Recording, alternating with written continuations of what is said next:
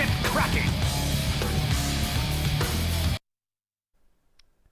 Welcome back, everyone, to Game 2 of Power Rangers versus Team Tinker. Team Tinker managed to take Game 1 just barely after what was a 65-minute extravaganza that involved a Tinker faces Void and a whole bunch of other great late-game heroes. That was pretty insane, but we're going to see. We'll just go ahead and jump into this next draft, which I have a feeling is going to be a lot more fast-paced than what we saw last game, because first of all, no Tinker being picked up yet. Hasn't been banned away either.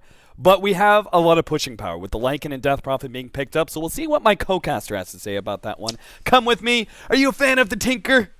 No more. No more Tinker, please. Yeah, that Tinker, man, it's cancerous. Yeah, I agree. Right now. I don't think anybody likes a hero anymore. Maybe a few people that climb up rating with it, but that's about it. Yeah. The ones who have like skyrocketed 500 rating in the last 2 weeks, they're like, yeah, let's Tinker every single game, It's man. so good. Great hero. But everyone else is like, oh god, it's another Tinker. Yeah, I can tell you, I play random usually. Like all of my pubs, I just random a hero and I go with that.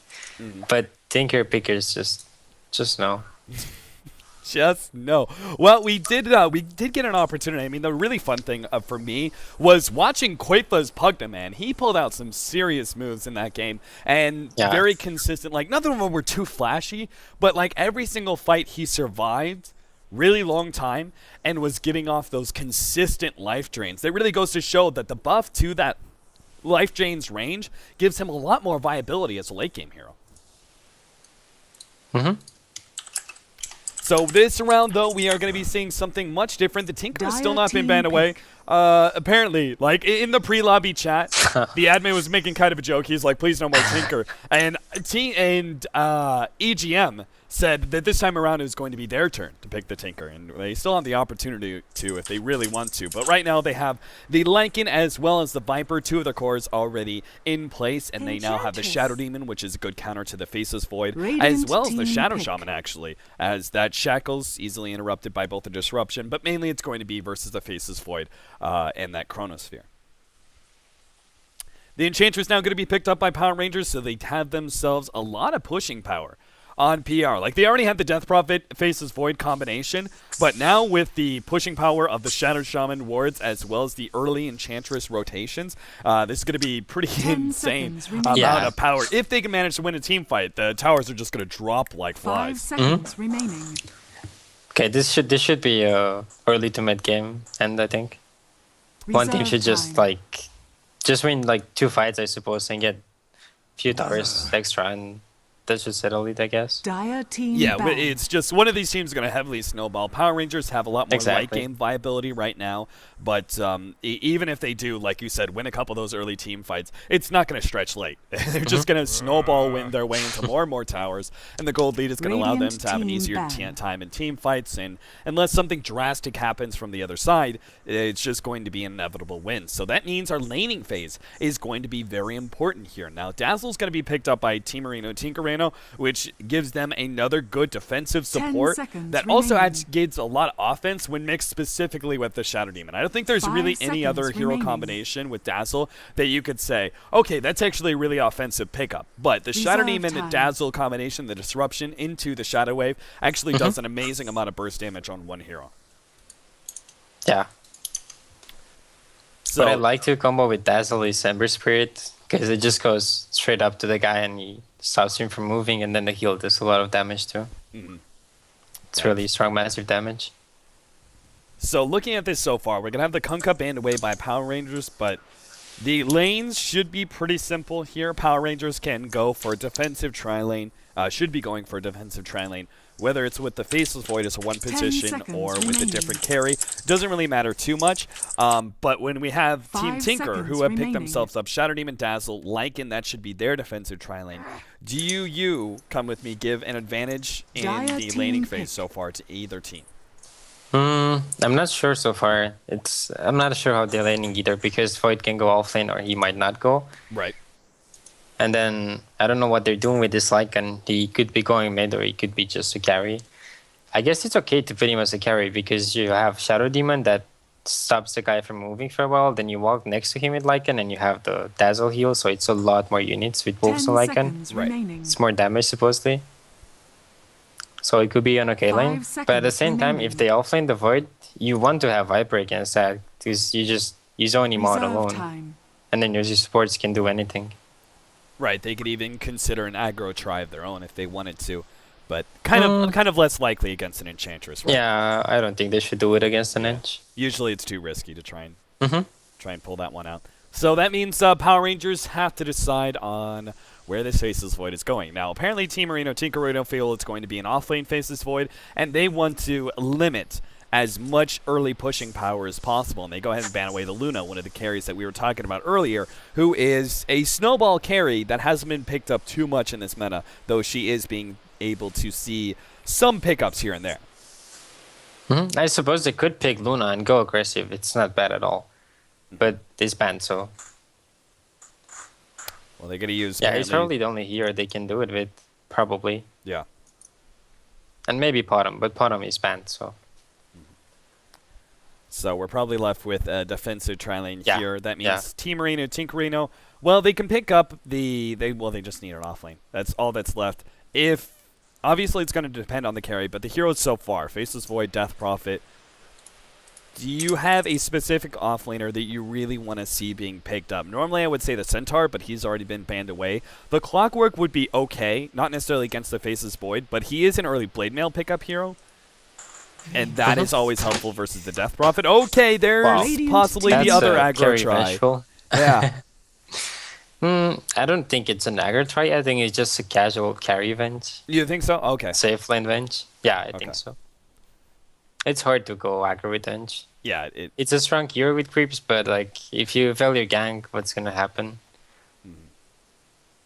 Yeah, the Power Rangers used to run the aggro try all the time, but he was usually with like the Ancient Apparition, where it's like this overwhelming amount of level 1 team fight damage that just nobody can really stand up against, and then the Vengeful Spirit would just snowball from there. But you're probably going to be right here. Wind Ranger, not really expecting that pickup. The other option is probably if they could put Venge support and then they could solo mid Rasta and do a DP short lane, but that's not the case here, so there's that.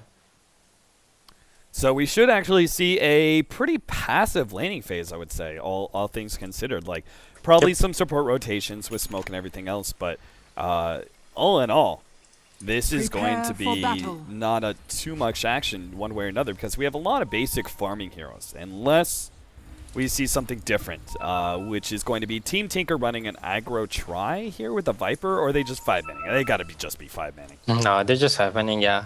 If they want to triple aggressive, they would do the Windrunner, I'm pretty sure.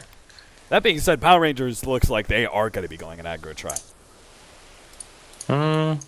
I guess they might, yeah. Cheshire Cat going to be left as the solo safe lane. And, well, his matchup would be against the Wind Ranger, which is a bit harassive, but he could probably survive through that. The aggro try is really the big question mark, which is, can the Enchantress, with the control of the jungle and the early aggression from the Vengeful Spirit, actually give you enough power to be able to take down what is a pretty defensive tri-lane here from Team Tinker? Yeah. Well, they definitely have an advantage because look at Lycan. He bought a Golden Blade and a Stout Shield, so he's going to be lacking regen. Yeah. But the supports are still top, so are they going to do this triple top against Void?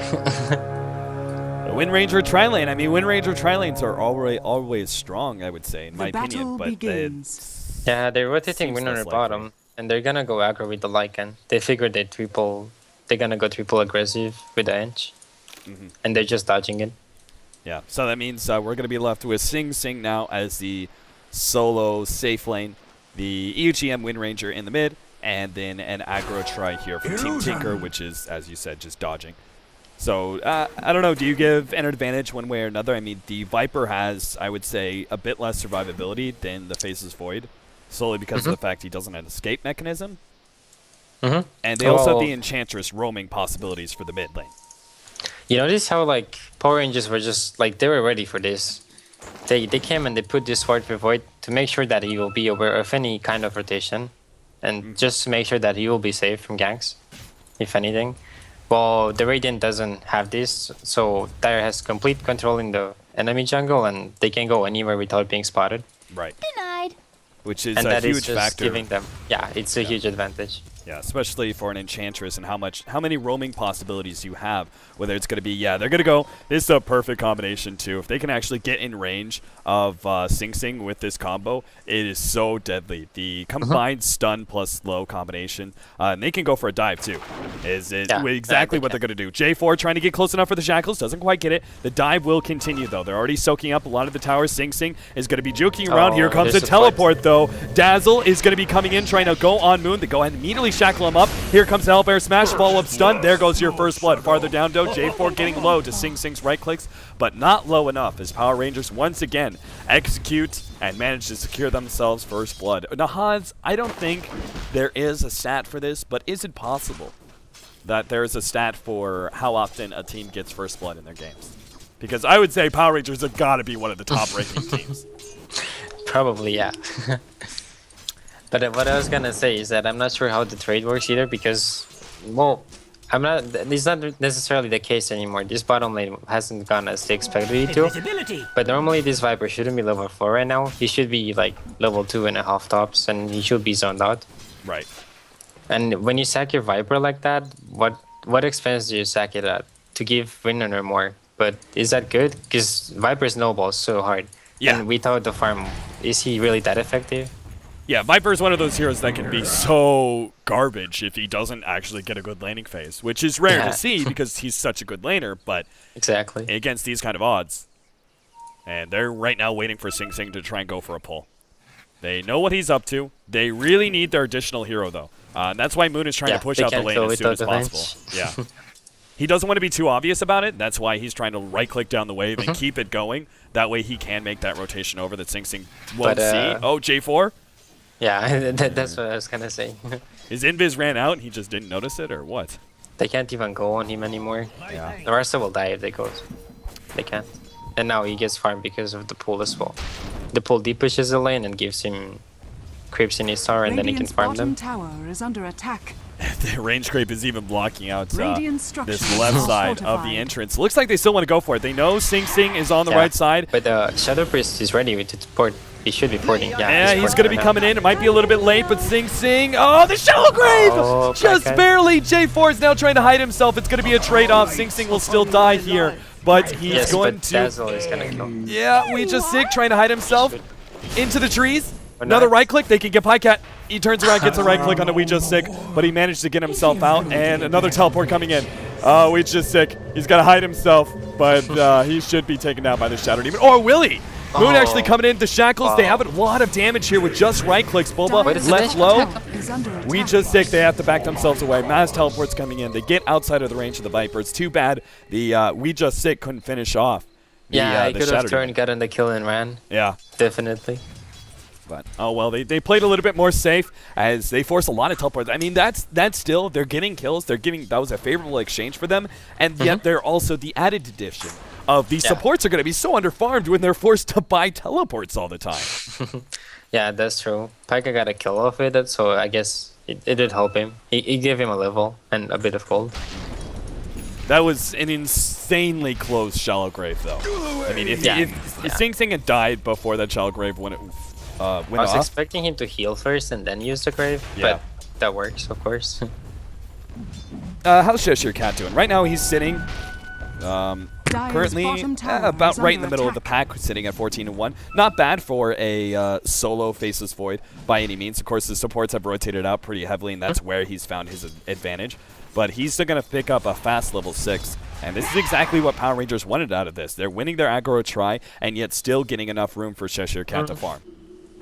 I'm not necessarily sure this is the case where you say they're winning the bottom lane, because this Viper nearly has threads of 5 minutes in the game, and he's level 6.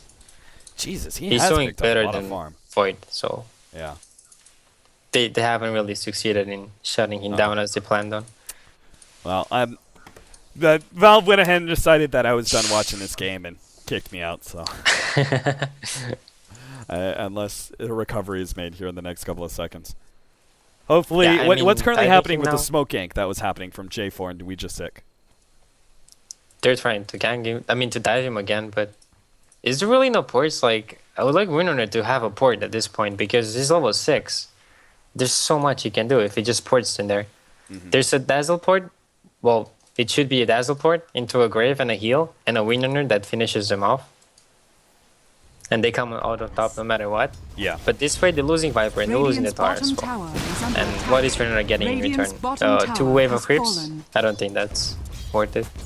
Yeah, especially since Wind Ranger is such a powerful force in these early game engagements that's, you know, he can easily change the tide with just that one teleport. So you're right, I totally agree with you. And the trade-off is they lost a Viper and lost a tier 1 tower, which is just the beginning of that snowball that we were talking about that is going to be so important for either side. Just look at the gold graph, how much it changed just with that action. Wow. That is a big change in just pretty much a minute and a half. Holy crap. And, well, the experience dropping down pretty heavily as well. As you said, the Viper was actually getting a lot in that bottom lane, but it does kind of play against you when you end up dying to the aggro try and you're feeding basically even more experience than normal. They should have went for the level tweaker off Suskinto. There's no way you can kill it. There's no point in getting the poison when you just 1v3 getting dove all the time. The disruption's going to come out. The backtrack actually saves him from a lot of that damage. He's actually turned around on Koipa with the minus armor. They can easily get this kill, and he's going to leave it here for the Vengeful Spirit and goes for the secondary kill onto Pycat, which is such a smart play, and he will get it too. The Shackle shot comes out too late. Now the Shackle's holding in EGM. Do they have a secondary stun in a second? He beats it off just barely. Moon, now the right click, and Cheshire Cat walks away with a double kill due to that very, very smart heads-up play. Turning and focusing on the support and just leaving the kill to Moon. He was very lucky as well. He got the bash and Pycat, and then when the bash was over, he was already doing the last hit, so he didn't have time to grave himself anymore. Yeah. And geez, the Shotslow just got the middle tower in the process of all that action because EGM was forced to the top lane. Shotslow had a free reign of the middle where he took a tier 1. This is not looking good for Team Tinker in game 2. Full graph. 2 minutes and a half, right? Yeah. 2 minutes. Just plummets downwards. Wow. It's really snowballing right now. Yeah. So Team Tinker really need to... Next chrono they go this tower top. And this means Team Tinker really need to take advantage of this small period of time where Exorcism is down right before Power Rangers group up and do something of their own, whether it's actually getting a pick off in the top lane or even just getting the tower. Mass teleports come out though. Cheshire Cat does not have a Chronosphere, but he's still going to try and go leap out.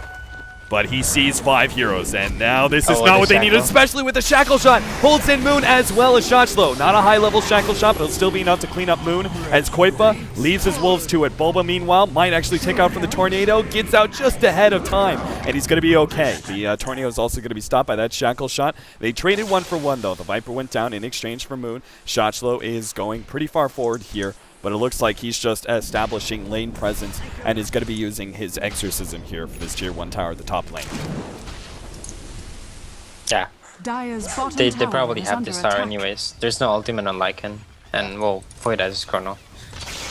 They could conceivably try and go for tier 2 if the Shadow Shaman managed to get its words up, but it looks like it's too far away. That's what I was going to say. I think it only happens if they feed a kill. Yeah. Otherwise, it may be gold to deal some damage, but I don't think so. Because look at DB. He has no mana.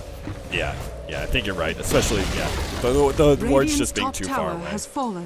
Even if they did have Serpent wards, it would be pretty greedy of them to try and go for a tier 2. Yeah, because the DP ult ends, so why risk it? Yeah, exactly. They're already in a very comfortable position, and they can even do an early Roshan here. That's the advantage that the Enchantress Vengeful Spirit gives you. A lot of extra damage, a lot of minus armor, and most importantly, a big tanky unit to fight Roshan while Cheshire Cat lays in the damage. Yeah, Vengeful is very close to mech as well. Dire's middle tower is I was expecting him to... Okay, yeah, they're mech, never mind. I forgot we were dealing with the core Vengeful Spirit, but jump in. Cheshire Cat just going to force the win run and should be backing himself away. Shackle shot not going to be enough. Power shot does land, though, and actually brings Cheshire Cat pretty damn low. And he's just going to be forced back to probably jungle with his Mask of Madness and try and get some of that health back. Or we just Sick will actually do it for him. This is going to be huge, though, the mech, because having this mech, when the Radiant doesn't have it, it just ensures that he can 5-man the stars, and they can't really do much about it. Yeah. You will fight back, but the chances of you winning those fights are too small. So then you have to split. But getting 1 or 2 towers, like trading, is not bad for Dire right now anyways.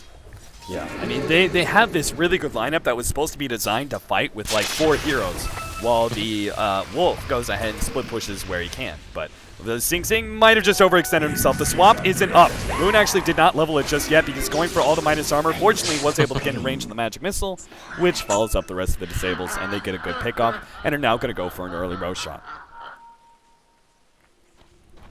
Bulba he got his mech off too. Yeah, Bulba's going to spy him out, but I don't think they can take it. The only trade-off is guaranteed tier 1 tower top lane. Bulba, he's going to try and sneak it, though. He's going to try and grab that Aegis. Yeah, he's definitely going to try.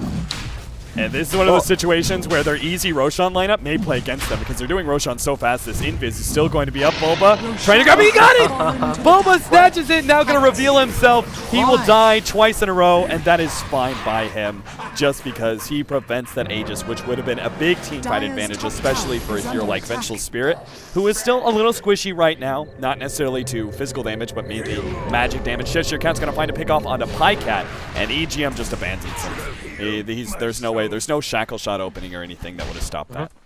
He had like 5 more seconds of the Invis or something. He could have tried to walk away and port out.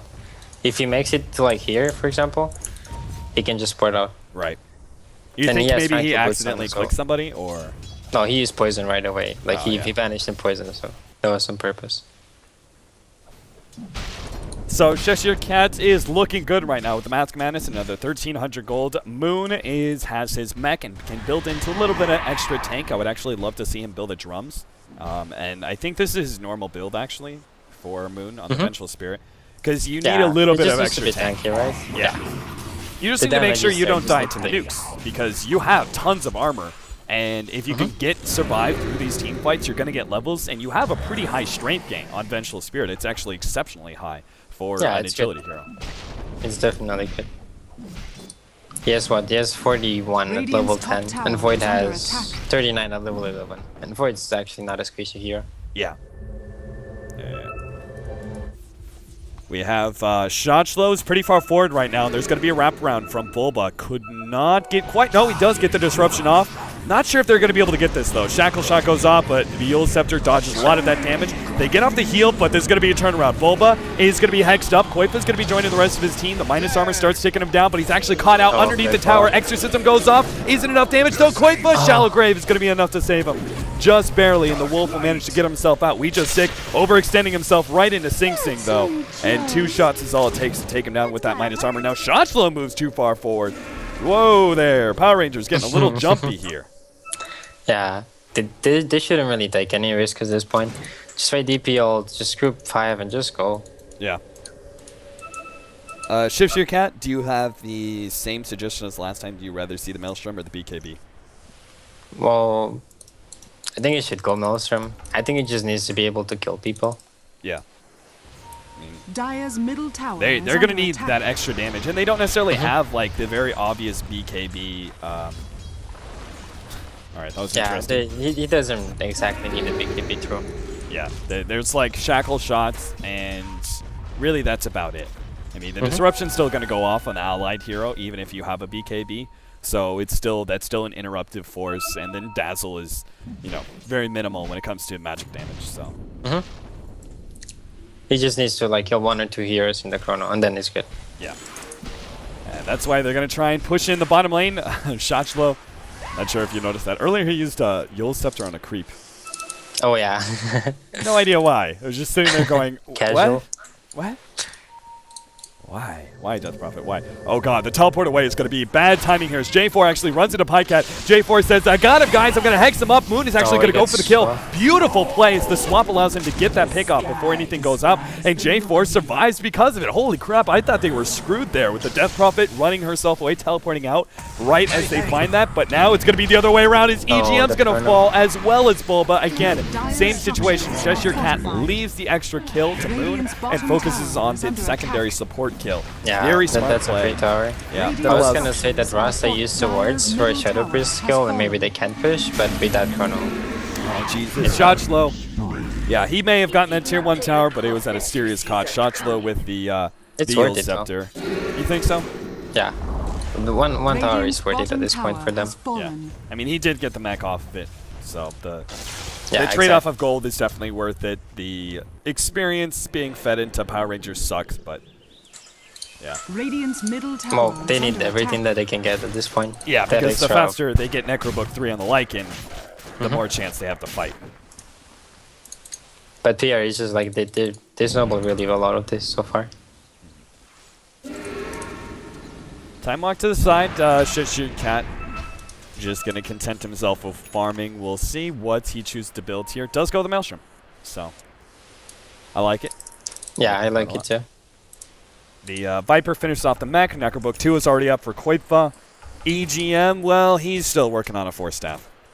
Yeah, has he it almost soon. has it though. Yeah, but it's It's a not bit where- late, I agree. not where Especially Wind when Ranger should he wasn't doing anything for the early game, but just sitting in the lane. You'd kind of expect him to have it for some time already. be. Right. And the mid matchup was not unfavorable for him. He was up against a Yeah, you should be able to farm in that lane, I think. It was odd. Take a look at the net worth. Top 2 on the board being both Moon and his Vengeful Spirit, as well as the middle lane Shotchlo Death Prophet. And the Face of the Void is not far behind either, sitting at 7,100 net worth, only behind the Lycan. Koipa, once again, being the mainstay of this force. Moon is in some trouble. It doesn't have a swamp anymore. He already used it. But Cheshire Cat the comes in chrono. at the perfect time with the save. Perfect. Moon is still left alive. Shackle Shot's going to go down, hold him in, but 3 heroes died inside that Chronosphere. Perfect timing for the Maelstrom. Oh, no. Heartbreak. Wow, as that Moon was a- accidentally kills the melee Necronomicon and kills himself. God, why would he do this such thing, man? I don't know. Everybody would have survived. Everybody would have survived. It would have been the perfect fight for Yeah. Power Rangers. Still, it's going to be good enough to take the tier 2, I think. Not sure. They needed Yeah. the Venge Radiant's aura. top tower So is strong. under attack. Yeah, it's true. And it's low enough that the death timers are pretty low for Team Tinker. They're going to commit the wards. And EGM. Void shouldn't be tanking that. Yeah. Yeah. I know that Ench is healing, but Void had Maumon, so it still takes a lot of.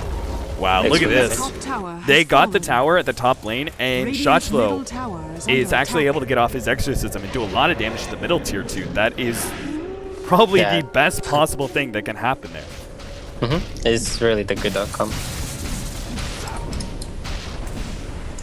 You say Faceless Void, does he, like, we talked about maybe some of the lack of BKB, necessity BKB things. Should he still go for it here, or do you want to see him go, like, full Oh. all-out damage and I go think for, it just goes damage here. yeah. Bottom They don't lane, have Sing the- Sing, he's been They picked don't off. have the disables, you know? Yeah. And the only way they can burst him out is by getting him shackled and having a 5-man focus on him. Right. But he has a Venge to get him out of that, so going full damage makes more sense, I think. So is it Mjolnir, or a lot of players have been picking up an early Crystallis on a Faceless Void? Yeah, I like the Crystallis too. It's really strong. Why, But why I do don't know. you I guess like it the depends on Crystallis? him. It's really cost-effective DPS, basically. Right, okay. Volba is going to come on the side. They want to be able to initiate onto Shotchlo. The minus armor is already going to be taken away on him. Yule Scepter is going to be used on the Lycan, but they have enough chase to be able to catch him out here as he's surrounded. Power Shot goes out, and a quick kill. And that is also Exorcism on cooldown Radiant's middle as tower well is for another under 30 attack. seconds, but fortunately. Yeah. Koika got his book 3 as well out of this. So that is big. Not only just split push, but also team fight. Yep. I suppose he wants to go Mjolnir first. Yeah, he should be. The procs are really nice because the support's so squishy they might just get to like half HP only from procs, you know? Solo smoke here for Cheshire Cat, apparently hoping he's going to find somebody solo in their jungle, and that would be Koipa. He's spent a large amount of time here in the enemy jungle. He figures it's probably the safest area to farm, while Dire's also middle keeping up tower that is split under push. attack. Yeah. Well, he's been doing a good job at this. He just figure where the enemy is going to push, and then he goes on the other side and just farms there and split pushes. Enchantress is actually halfway to an Aghanim Scepter already. Cheshire Cat is going to be picking up his Mjolnir in just a second here, which is going to mean also the static charge, which is something that we haven't talked about yet, but has been buffed up repeatedly, that it's a very important factor in a lot It's of disgusting, these man. It is disgusting. The range on it is ridiculous. Yeah. Even after they nerfed it a little bit, it's still pretty bad. I had a few months break from Dota, and then I played Stan in a DreamHack because Navi had some issues and they couldn't get all of the players that year. And then I come to see this Mjolnir chaining me from like one corner to the other in the monitor, and I'm like, okay, I can't blink, guys. I can't blink. I had no clue. I wasn't expecting that to happen. Yeah. I knew the range was relatively big, but not that huge. Yeah, so ridiculously large. We do have a Shiva that's going to be finished up fairly soon on the Death Prophet, and I think they're just waiting on the Roshan. As soon as they have the Roshan, they'll probably go uphill. Yeah, they should. They don't really want to waste too much time. Yeah. The worst thing you can do right now is lose a tier 2 during this down period of time, so they need to be able to protect it, because eventually what's going to happen is Koifa is going to force them to... Solo Chrono is perfect here, though. Yeah, I think so, too. Just go, man. Shushu Cat is too afraid. He had that solo kill. I guess he just doesn't believe in how much damage he can deal. Bottom. Roshan. Shotchlo actually gets off the exorcism, but he's been bashed up by Roshan. Poor timing for this one. Yule Scepter goes off, but 4 heroes taking up the damage. He's going to be right-click down. Focused very, very easily for Team Tinker. And there's an opening here for Team Tinker. They can go in. Cheshire Ken is still going to go in. Gets 3 there. 2 actually. Is Bulba is actually going to be hexed up. He was outside of the range. Couldn't get off the disruption. Now Pycat's going to fall as well. It's still time locked. Bulba is going to be the 3rd victim. Gets off the disruption farther up. Bulba should be going down, but Moon, man, fighting up against Koifa, wins that one. And what turned out to be a good start there for Team Tinker in that fight is actually going to result in all 5 of them falling. They did have at least a buyback from EGM. He comes in, tries to get a kill onto Shishir Cat, but he's getting himself away. He's actually going to stay ahead. No, what? Oh. The last ranged archer hit from the Necronomicon minion is enough. Pycat is now going to come back into the play as well. They already finished off EGM. Moon is getting low. He has no health, no mana. They can't actually fight. Just a simple dazzle right now. And he's going to try and go for a kill. J4, the last hit. Oh, he gets him. Pycat manning up, forces them back, but may lose his life as Shotchlo. Yule Scepter him up. Follow up with a Silence, which missed. Crypt Swarm, and Pycat will be able to get himself away. He has so much armor thanks to the early weave. Those right clicks were doing nothing. You can really tell, though, how much of an advantage Power Rangers have under the circumstances where Enchantress and Void were here when they took this fight at Roshan initially, and DP died, and they had no Rasta words for this fight, and they still won the fight. Yeah. And it was still, like, really close to being even better. Like, the Shot of Shaman and Faceless Void both almost got out. 3 heroes or something. Yeah. And Team Tinker, they know they have to keep on going. The smoke gank into the middle lane. They're going to try and go for Moon. Great blocking with the Wolves. Now they're going to focus him down with the He's got his Manta on bench, actually. Yeah. So tanky. The Manta goes off. He is so damn big right now. Cheshire Cat going to jump in. Chronosphere just locking down Sing Sing, but it's enough to finish him off real quickly. And Koifa does not want to be a part of that fight, but he gets swapped back in. He's going to be into it anyway. Beautiful swap there from Moon. They take out the Necronomicon minions, and they should be heading to Roche right now. Yep, straight into the Roche pit. Shot's a little push in the middle lane with his exorcism. They don't really need his damage necessarily. Cheshire Cat is enough with all this minus armor. Yeah, they just want to pressure the tower a bit too. Yeah. All the BPL's still up, but it's going out already. So. Oh look, Ench actually saw one of the books for Lankan. Oh yeah, he did. Yeah, the archer. Yeah, that was something that we used to see all the time, that Enchantress was one of the biggest pickups against the Lycan because he would steal that Necronomicon minion. Unless there was mass Necros, it was a really effective way because you're just taking 50% of it. And then there was a change. Like, Lycan started going for more teamfight oriented, like there was an armlet into BKB build or something like that. I mean, when the first Lycan trend started, people would go like Stygian and Heart. Right. Generally, you would see a Heart Rush, and you'd be played like a solo laner in the short lane, mostly. But that was because these wolves were like ridiculously strong, and they would just alone they would zone out the enemy hero. Yeah. The mid-racks are going to fall as the wards. It's going to be enough damage, and Team Tinker just going to give it up for now. They just need to buy some more time. They look at this fight and go, there's no way we're going into that, especially with an Aegis up on this Vengeful Spirit. Yeah, 9 kills in 25 minutes. Moon has been doing a fantastic job with his Vengeful Spirit, all due to the fact the aggro try went pretty damn well. Oh, they're getting Viper too? Oh, no.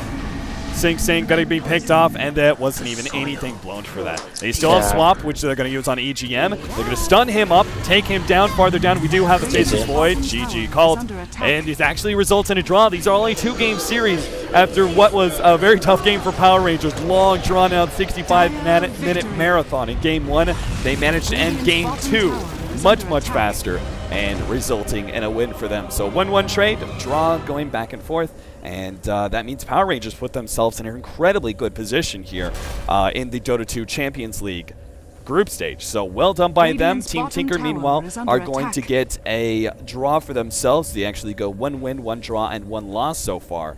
So Power Rangers are actually topping out the board with that. It's pretty impressive how they're playing right now.